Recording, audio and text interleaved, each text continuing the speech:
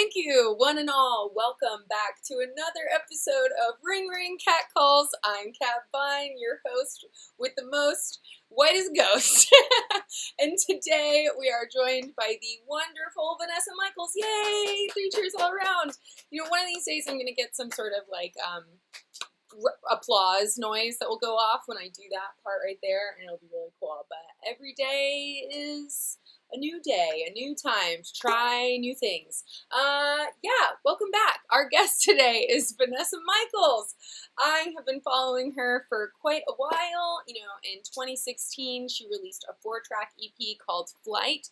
It blended future house with R&B, pop, and soul. It's totally killer. You should definitely check it out. It's up on her SoundCloud. But her dreamy style has since evolved to become a sharp, funky palette of rainbow synths and smoldering guitars, which she plays because she's cool, and sensual ballads.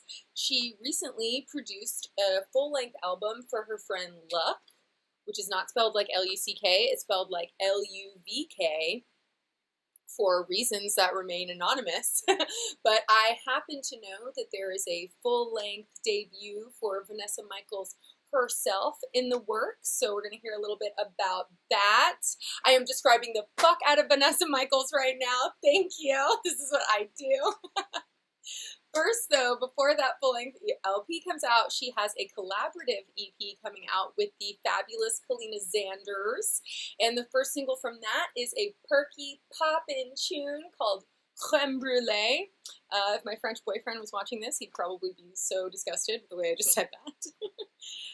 There's a really cool music video for Creme Brulee coming. They did a whole fun thing with a green screen, but it's not out yet. So I actually flipped this 30-second video teaser that she made into a full-length music video, and I had so much fun doing it, but it took me 30 fucking minutes, which is ridiculous, at the expense of things that actually pay me. So before we watch the video, this is where I shamelessly plug myself.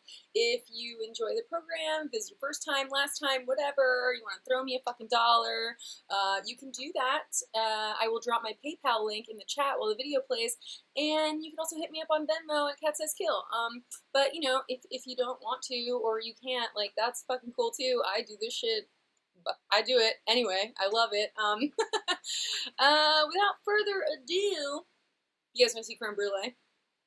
Yeah, let me know what you think of my video editing skills. I had 30 seconds of footage to work with, and I think it turned out pretty cool, so check it out. 'Cause I'm that good, I'm that good, yeah. I'm that good, I'm that good. You know you love it, baby. You know I taste like creme brulee. Yeah, did you guys like that little video I made? I know you fucking liked it. I loved it. Wait, who is that? Who's that speaking? It's Venessa Michaels! This is the disembodied voice of Venessa Michaels. Got the fucking hat game heavy over here. Hat crew. We showed up hella 90s for you guys today. You know I had to. 90s is the best. Oh, yeah. John Marco says sick hat. Kaleena Zanders is in the chat. Kaleena in the chat. Oh, there's my girl. Yes. Yes. And then Jerk says it's a tune. Jerk would know. Thank you. Thank you. All right, yeah, let's actually talk about what everyone just witnessed. Creme Brulee with Kaleena Zanders, the first of a few tasty dessert treats. I don't know if they're all named after desserts, but there is more to come, right? They're not all named after desserts, believe it or not. Even though we totally could. Like the other day we were doing an EDM like IG live, and there was a song called Orange Liqueur, and we just started like freestyling it, and like we you know, maybe we'll do that one day. I don't know, Kaleena, what do you think? Yeah, I'm down. I'm down for the Namis. The Nami tunes. But yeah, no, there's 4 other records on this EP, and they all range in all different kinds of genres, because Kaleena and I generally like to make everything, and it shows our variety in a really cool way. We're just stoked, you know. We don't need to stay in one lane. We want to. All the lanes are. It's music, you know. Exactly. I feel like in today's day and age too, like, you know, back in the day, it used to be more the word I'm like striated is not the word, but that's what's coming out of my mouth right now. And you were like a rocker kid, or you were like a rap kid, or you know. But now it's like nobody gives a shit. Everything is delicious together. Man, I'm so glad you think that way, because I mean I understand. I have a lot of friends who want to stick in like a certain lane, and they're like, I've even had a friend tell me like, I wish I could go outside the box and do whatever. And I'm like, but why can't you? Like, at the end of the day, you're the consistent. You're the artist. You can be you, you know? And, like, Diplo's out here dropping country songs. You know what I mean? Like, that's true. You can do it all. If Diplo can make a country album and have a dance hall trio all at the same time, then... See, I get that. I'm trying to be like that. There's no boxing a sin at all. We can do it all. We're going to do it all. And that's why I'm super stoked on Sunset Situations, because we really tapped in on that, you know? Sunset Situations. So that's the name of the EP? Yes, that's the name of the EP with Kaleena Zanders. Also is what was written on those incredible airbrush t-shirts that you guys were rocking in that video. God.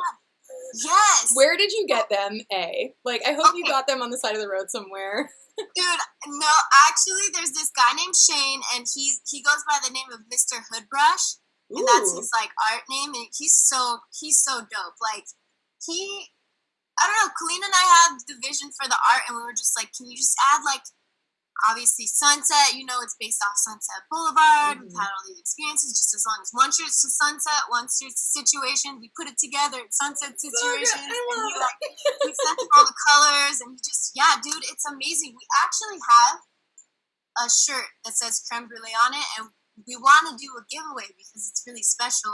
I don't know, if Kaleena's down, I could show it. Let's see it. Let's at least show it. I mean, Kaleena hasn't yet given her she says yeah. Okay, yes. Let's show it. Okay. We have confirmation. And while she's getting that, I want to point out the sign behind her that you can't totally see all of it. Oh, there it is. I was shouting out the Zoom rules, everything around me. Shout out to Sherry Cola. Look at that. Bum, bum, bum. Yo, that is so sick. That limesicle, creamsicle coloring though.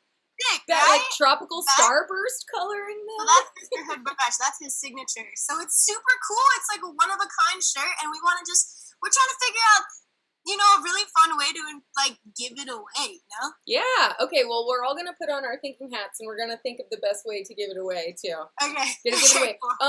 Kaleena said that she likes my hair, and I'm going to take this opportunity to, like, say a quick thing about myself. I bleached my own roots the other day. How's that? Did I do it good? Not bad. Honestly, can you do mine? Look at my roots, dude.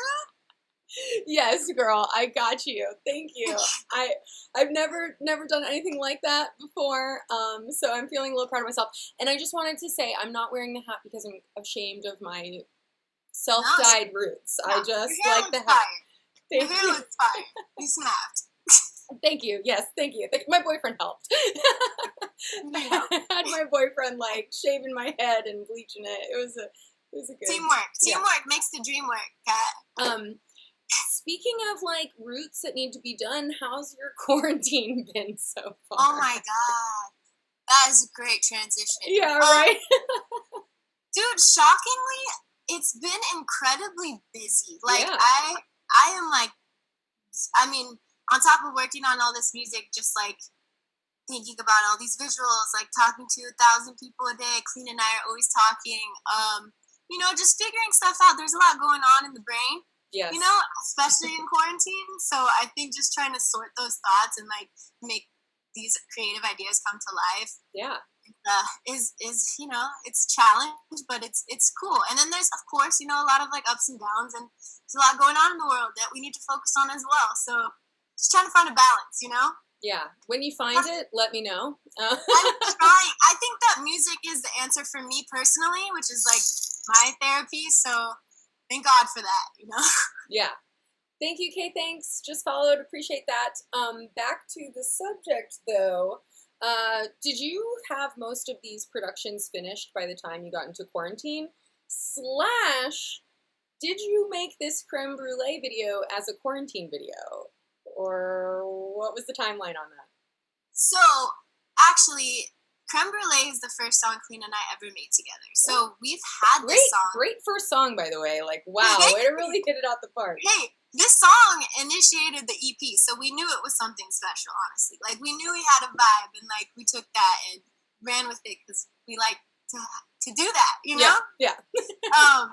Why walk when you can run with it? Let's go! Exactly. So, we've been sitting on this song for a long time, honestly, and this song, definitely we weren't sure if we were gonna put it when we were gonna put it out, but then we're like, you know what, it's summer, we want to bring something light and bright to the world, and like this song just feels good, and I think it even if it's temporary, it's a really good vibe, and we wanted to bring that summer to quarantine, so yes, like in that sense it's definitely what we wanted to bring to at least people in their houses or whatever. But the songs, we have a couple of them like fully mixed and mastered. Some of them we still gotta finish recording, but like the whole creative foundation is all there. So we still, we gotta add those details, but the details are just the details. But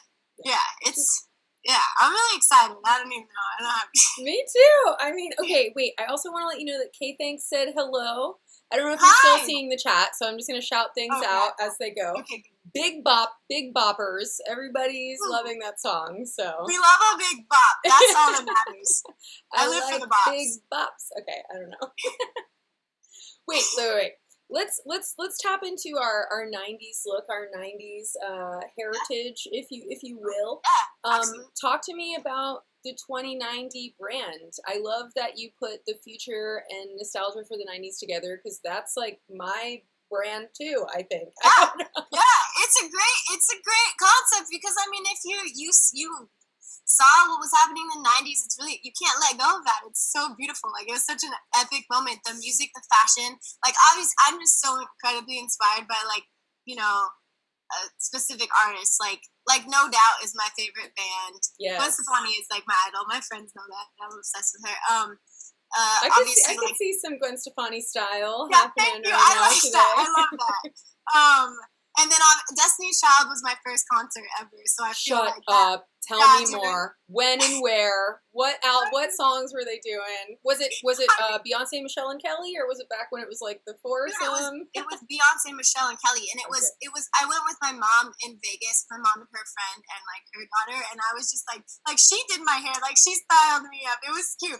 And then like, yeah, dude, that was crazy. I'm pretty sure they were performing with Blackstreet too, which was so wow. Cool. I was just like in awe. I don't know, my first concert, I was like, what's going on? Yeah. I mean, I'm sure what was going on with like the stage, the dancing? I mean, were they bringing a big production? Because obviously now Beyonce is like on another level. But like, what was it like back in that day? Well, I'm like pretty sure it was just the three of them and the DJ and like a stage, but they're very like always been super religious, and they add that to the show, which is pretty cool too. Like, I specifically remember her like continuously like thanking God and stuff after every song. It was really cool, like, just to be a part of it. Like, it's like it was like a religious musical experience. Oh my, right? And then you're just like, yeah, the one true God, Destiny's Child.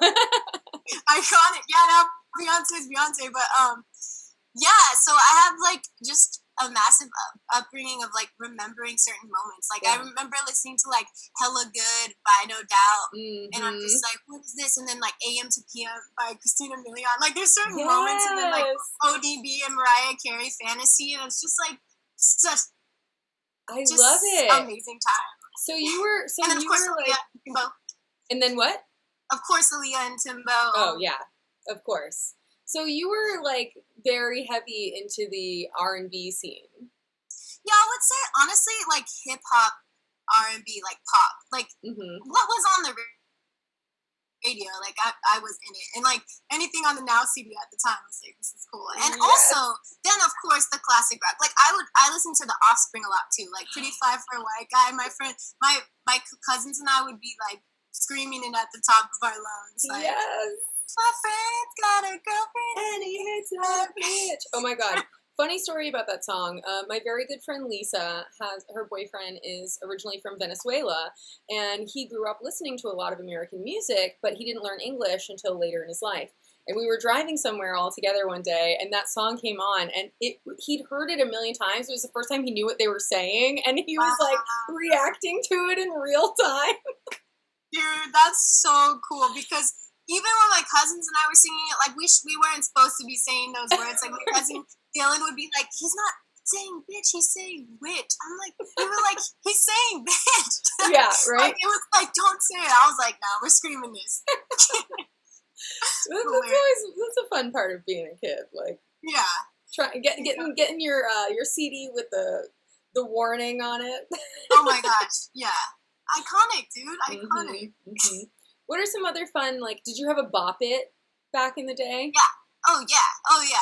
I was constantly annoying my mom with stuff. Like, I also had all the Beanie Babies. Yes, shout out all the Beanie Babies. My grandma was certain that was how she was going to pay for my college. Oh my gosh, that's amazing. I had a bunch of Pokemon cards, and I actually have this story where my neighbor, so I had a whole book of Pokemon cards, like a sick collection. Of course. In the protective sleeves and everything, yep, for sure. You know, you have some holographics, yeah. Tuck it in. Yeah, I had that whole binder full of Pokemon cards, and then like my neighbor I also had an N64. You know, you had to have the Nintendo 64. Yes. But here's the thing. So he was like, yo, I'll trade you my Donkey Kong game for your Pokemon cards. I thought that was like the best trade in the world. And I was like, yeah, cool. No trade backs. All of them? I'm serious.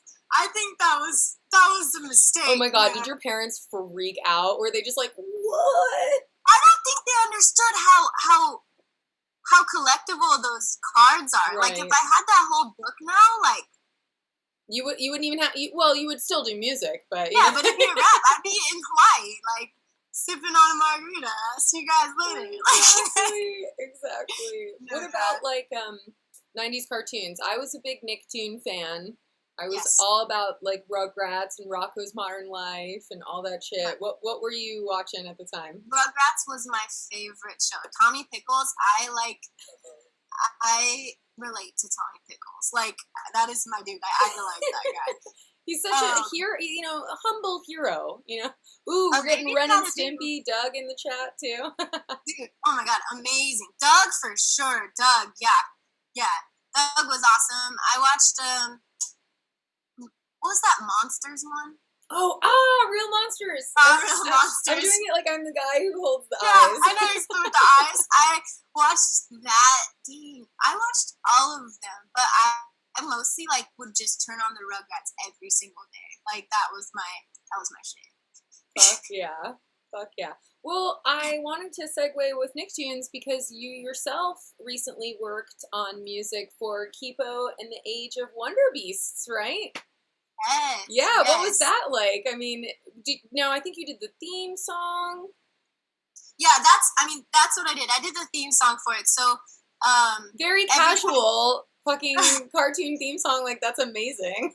Yeah, it's really crazy. It's definitely like I don't know, something I've definitely dreamed of. Like, I've always wanted to score films or TV shows or anything in that sort. So, like, that was a really cool moment for me for sure. Like, when I watched it, I was like, this is crazy. Well, actually, I have a story about that too. Okay. So when I did make that, the music team from DreamWorks invited me to go see the premiere before and by myself. So I like came in like right after dark. They have their own little theater at DreamWorks. Oh, cool. And so, you know, they pressed play and I got to see 2 episodes first. And when the main title comes, I'm like sitting by myself in the theater. I don't know anyone. Like, it's all the DreamWorks people. I'm just like, okay.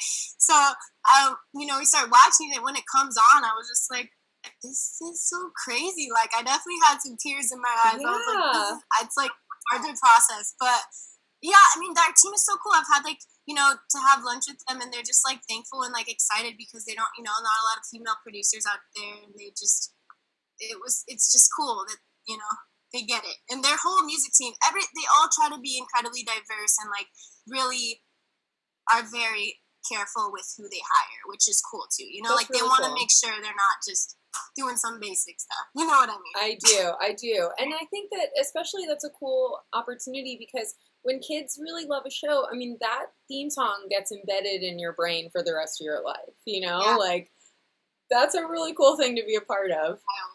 It's pretty wild. Yeah, I'm really grateful for that. cool. So I know that you play guitar because you've been posting up videos of yourself doing it. You're featured in music videos doing it. Was that like the first way that you got into music, or what was your dipping your toes into this world? Music. I mean, honestly, my grandma and my uncle, like my great uncle, so her brother, they play the have always played. My grandma would always play the piano at like family gatherings and stuff, like, so that was like always cute, but like nothing crazy, just cool little like classics, you know, like even the knuckle song she taught us, like, you know what I mean, like, whatever. And then my grandma and my mom put me into like classes when I was little, so like I got familiarized with like piano when I was young, but then I started taking classical guitar, and I really fell in love with the classical guitar too. That's some beautiful shit. Like it's like finger picking, so I've never really used a pick. So whoa, shit. Okay. Honestly, I was so much better when I was younger because I had so much more time, and I feel like I was like obsessed with it. I still am, which is why I'm grateful for the Luck album, because it got me back into playing guitar, which we're definitely gonna talk about. Yeah. But yeah, I mean, overall, I definitely would thank my family for introducing me to music in general, because I had a strong obsession with it from the get. I can't even remember not being interested in it. Yeah. Wait, so are you into like flamenco? It's like whenever I think of finger picking, I always think of kind of like. Oh my god! There's a song called Mulligan. Yeah, that was like one of the more complex songs that I learned, and I sure I could play it. It's like it is flamenco. Like you nailed it. It's like.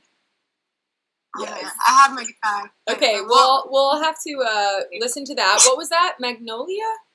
It's called Mulligania. Mulligania, not at all Magnolia. I mean, close. But yeah, for sure. That's definitely how you learn a lot of the classical guitar. It's definitely a lot of like cool Spanish stuff, and then I also learned like Painted Black. You know, you gotta just it's a lot of like strings. Oh. GPS is funny. Who has rougher fingers, finger-picking guitarists or rock climbers? Dude, that's a great question. Calluses for days. I have to take breaks. Sometimes they be bleeding. I think it's pretty equal. Yeah. We'll test it one day. Yeah, I'm down. Kay Thanks, by the way, says they're the same with the trumpet. So I'm probably the same with the clarinet. I play clarinet, but I haven't... Not more than just like tooling around every once in a while. And that's awesome. Angie Marie, by the way, I wanted to shout this out, is a first-time Twitcher who signed up just to see you, Queen. Shout out to my girl Angie. Thank you for coming and saying hi. Yes. Everybody in here. So how did you then move from being like classical flamenco guitar girl to music production wizard? Like, what brought you onto the electronic music side of things? Oh wow. So I had, you know, the old Mac it was like the white Mac, you know, and it was the first. It had GarageBand on it. Yep, so I remember it well. I was out here throwing in tracks, chopping stuff up, thinking I was remixing stuff. Really, I was really trying. When I go back and listen, I wish I still had that computer because I wish I did. But anyways, I was kind of chopping stuff up in there and like was just playing around. A lot of producing is just trial and error, like getting to know your system. And then I had a friend send me Logic. So then I got a little more into it. It's like online doing all this stuff.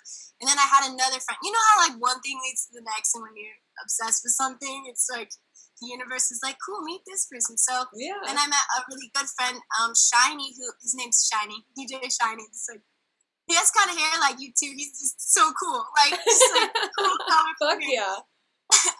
He taught me Ableton. And then when I learned Ableton, it was a wrap. I was just like, okay, I feel really comfortable here. I'm still getting better.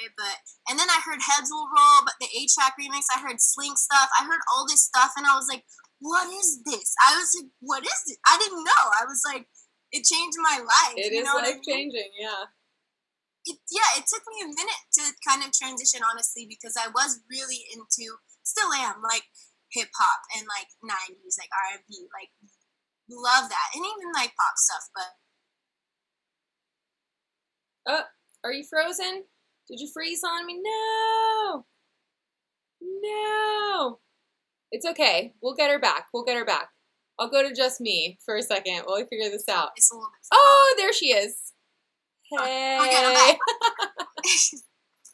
All good, all good. I was gonna be like, we'll just hang up the phone and call right back. We're gonna figure this out. We're not gonna let it stop. Out here. Yeah. Well, I'm honestly really impressed that you learned so many production software programs as well. Like, that's a fucking ton. I feel like some people just like use Fruity Loops and then that's all they do. I don't know. Not that I am a producer and I can speak, but no, it's like yeah, it's kind of crazy because I still feel like I have a lot to learn. Like, I work in studios a lot where there's like Pro Tools is an essential, and I know the basics, but it's like at the end of the day, you only really need to know one. You can do it all in one if you know how to work it, you know? But yeah. It is important, I think, because you end up in a lot of sessions where people are only using one thing, and in order to connect, you got to at least know how to be like, yo, change this, scoot this here. You know what I mean? Like, the details. Yeah. I am a firm believer, though, in, like, you don't have to wait till you know everything to get started with something. Yes. Like, you don't even need to have all the fancy equipment. You just get your hands dirty and get on in there. Like, you nailed it. It's really important to know that because it can be overwhelming to think about, like, all the things you might need. When really it's the basics. Like, you could do a lot with a little, like you said. it's true. You just need ideas. Yeah. And then, like, dedication. Yeah, for sure. And to be able to get past being frustrated because your ideas are going to suck a lot of the time. Like, oh my God, are they going to suck? And then you're going to be like, I'm not meant for this. But if you love it, you are meant for it. You just got to go. Yeah, you got to see things through. When I first started bleaching these roots, I was like, this is a mistake. I don't know what I've done. But I was like, I have to go to the end now. It turned out okay. That's so funny. Apparently, in the chat, Justice's cross was made in GarageBand, which I had no idea, and that's fucking wild. So, shout out GarageBand. Dude, even one of my favorite producers and artists, Steve Lacy, who I was put on to literally last year, made his whole, and he got a Grammy for it, I believe, on his iPhone. I think he did it on GarageBand on his iPhone. So sick. That's so amazing. Yeah. It's okay, possible. So talk to me about the full album you recorded and produced for LUVK. Okay, LUVK. LUVK, pronounced LUVK. Yeah, so, man, I met LUVK at the first, like, writing camp I ever went to, and same with her. Like, I was just on my computer the whole time, just so excited to be there, surrounded by these, like, awesome people. And she showed up actually on the second to last day, so I was already, like, bonded with these other people, like, oh, cool, more people, you know, didn't know what to expect. She comes into the room, and we're all vibing, and as soon as she got on the mic, like, she was, like, you know, we were vibing. She's got this incredible energy, just, like, an amazing human being overall.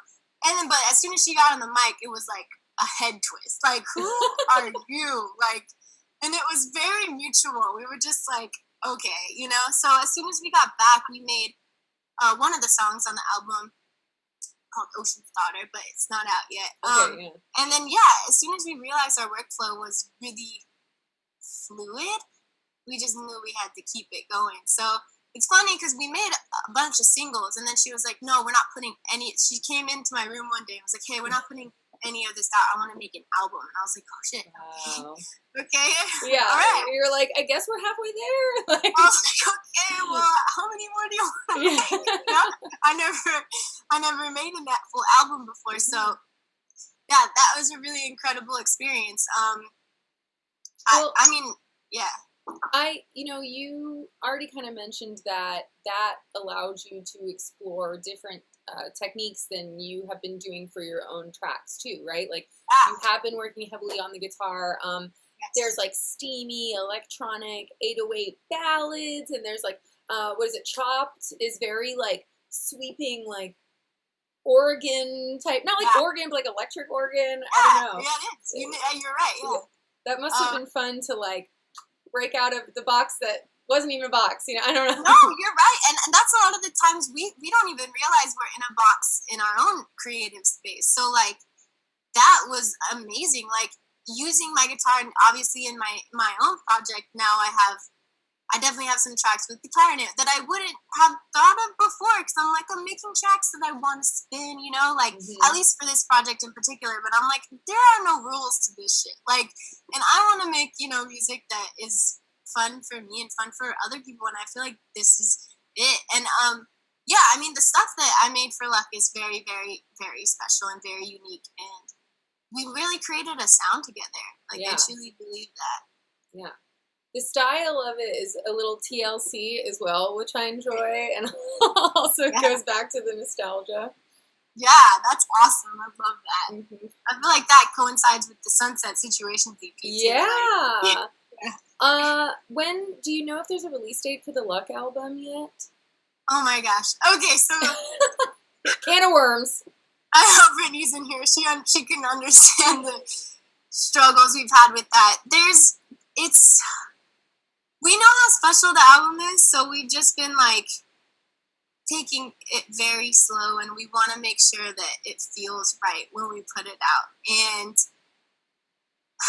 quarantine has been a rough one for the album for sure, which is why we're holding it. Like, dude, the next date we thought it was gonna come out in June, thought it was gonna come out in July. We were like, okay, August 24th for sure, and now we're like, okay, no, we're holding it. So now we're just gonna focus on the singles that we have out. Yeah, that makes sense. I mean, everything in life feels like such a rush, especially when we have an idea and we want to share it with the world. But like, I'm personally learning right now that you don't have to do everything all at once. It's okay to take your time with things.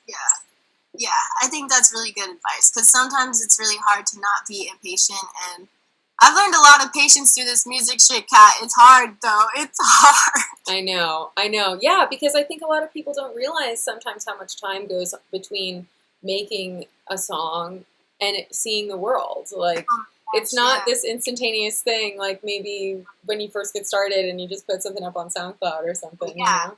And it's funny, because then it's like some songs, like Banana I dropped last year, like we made that in 2 weeks, and like with including everything, mix, master, done, and it was like, so sometimes songs I feel like come real quick and you're just like ready, like if it feels right, but some are just you gotta be patient with. Like, for example, Creme Brulee, like we've had that song for a couple years. You know what I mean? Like, and now it's meant for the world. So yeah.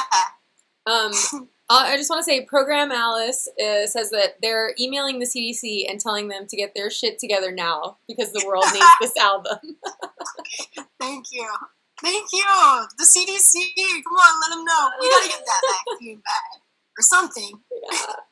I also want to like shout out the fact that you have worked with so many incredible women in your career too. Like, kind of back to what you brought up very briefly about DreamWorks, making sure that they work with this diverse group of people. Like, is that something that happened for you very naturally? Like, when you first got into the music world, did you have to find like your sisters, so to speak, who were in that with you? Or oh my God, absolutely. And I honestly, it's a little bit rare to find people in general that work with you so like magically. Like, obviously Kaleena's one of those people. Effie's one of those people I work with a lot. Luck is obviously one of those people. Yeah, I don't know. I think we hold on to that relationship because working with someone in music is such a different kind of relationship. Like, I feel like I have serious relationships with these people, these artists, like my friends. Like, you know, I know I'm single, but we're out here talking every single day, and we're like, what can we do to build? And I think that I've also, you know, like for some girls, I just want to make them feel like this is a comfortable space for them. And I know that sometimes that's been a problem. And I don't know, I feel like just, I hate that sometimes the music industry can be that toxic place for people. And like, you know, some artists have a hard time creating, and like women in particular, unless a guy's just like, oh, she's cute, whatever. Like, you know, and I don't know. I feel like protective in that way, and like specifically like some, I don't want to name names, but yeah, I don't know. I think it's really important to have more girls out here doing this, and I know there are. Like, I have my eye on a few people like that. I'm like, as soon as something happens, dude, and there's a budget for this shit, I want to create this world and space for women, and you know. anyone like non-binary, like gay, whatever, who can have a space and just feel comfortable and safe. Because I don't know, that's really important to me. So yeah, absolutely, it's gonna happen. You're gonna get there. You're already on your way. Honestly, like it's already kind of happening. It's just growing and growing. Yeah, absolutely. So talk to me about this album that you're working on for yourself, because you did let me know that you've got your own full-length feature coming. Are you collaborating with some of these friends of yours there, or is it like a strict, like, this is my time? No, because I feel like my time is, like, my friends, like, our time is just as important, and, like, like, I've always meant it when I mean growing together, and that's why I work with a lot of the same people, because we're always growing together. Yeah. So you'll definitely see a lot of the same people on the project. I do have some where it's just like my production and some like vocals I've done, which is a little different, stepping out of my own box there too, for sure. I have a really amazing cellist, this girl Sylvie Grace, who did some stuff, and this guy Alan, who's a violinist. So I'm definitely trying some new shit. Yeah, I'm really, really excited. It's definitely like the music I've put out before. I don't know why. It's definitely an internal thing. I didn't feel completely confident in spinning it all the time. I don't know why. It's like other people are spinning some of my stuff, and I'm like, why am I not? You know what I mean? It's just weird. But I just wanted to make sure that, you know, moving forward, everything that comes out is something I would be really comfortable, like, touring. Like, I want to essentially tour sound, and, like, this project is going to be, like, an experience. Like, I'm really taking my time with it and making sure that it's something really, really, really special. That's awesome. I love to hear that. And yeah, I mean, I think that there's something kind of strange for all of us with sharing a piece of ourselves, you know? And like, I'm sure in one way, like, DJing is kind of almost like this weird space where you don't have to put your whole production, like, face out there for the world. Yeah. And your songs are very, like, you know, they're good for the dance floor, but they're songs too. Like, that's what I mean. Like, I guess I just, like, I make music to make the music that comes to me. You know what I mean? Where it's like, I feel like this project in particular is really intentional. Like, my intention is to be able to tour it and, like, spin it and, like, have all my friends hop on the stage with me. You know what I mean? Like, that's my goal. That sounds like such a fun time. And Program Alice says, orchestral club represent. Yeah. Hell yeah. That's so cool. Yeah, I guess, are you still going to bring some of that, like, classic, like, Jersey Club inspired future bass funk to it too, though? I would say there's a lot less future bassy stuff, but the percussion would definitely touch into the club world. Like, it's really gonna be fun. Like, that's what I could give it. It's gonna be fun, and there's some, like, more emotional songs, but they're all like a vibe. Like, they're all very, like, you can do this. You know what I mean? And that's the goal. Like, I want people to be doing that. Yeah, I know. That's what gets you going. A good beat. Right? Yeah, I'm really excited. So, I think I saw that you do have a Twitch. Are you active on Twitch right now? Are you keeping it going? Or, like, I know a whole bunch of us jumped on Twitch right when quarantine started. But yeah. When, I would say maybe, like, I started in, like, late March, and I was doing Friday nights from 9 p.m. Then the past, like, June, I definitely took a break to just try and focus and, like, go to the protests and, you know, but I did play on Friday, and I am planning on making that consistent again. So, yeah, I'm doing Friday nights at 9 p.m. PST, and, yeah, I'm just trying to bring that. It's for everyone, and it's for me, too, you know? Like, it's therapeutic, the music, because sometimes it's easy to get stuck in a funk, and, like, playing on Friday just was a reminder of how fun it can be and how helpful it is. You know what I mean? Totally. And, I mean, I guess once you get used to, like, playing to not a full club, you have your roommate. Yeah. Yeah. Oh, my gosh, and my roommates are a huge part of it. Like, Sherry's not here. Sherry's right here. She's Sherry!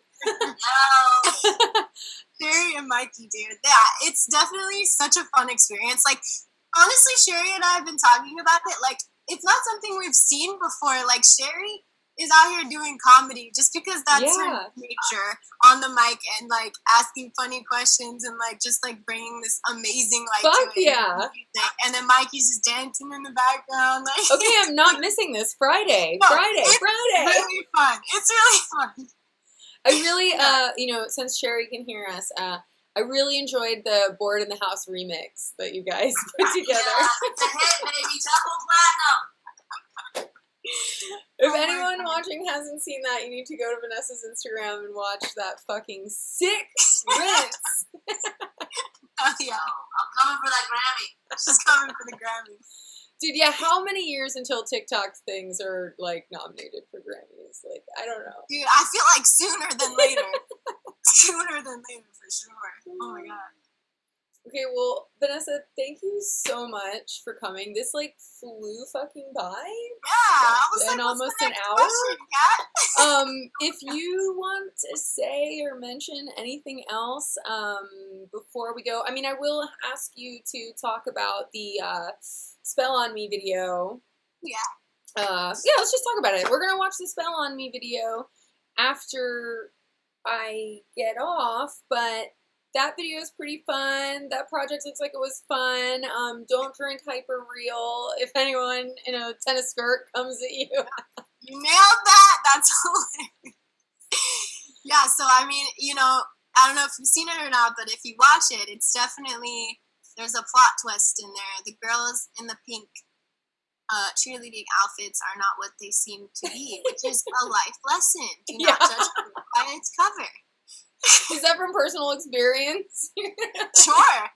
Yeah. Don't trust cheerleaders. Don't trust No, but that song's really fun. That's another really good vibe. I think that's a lot of my intention is to bring good energy with music. So, Spell on Me.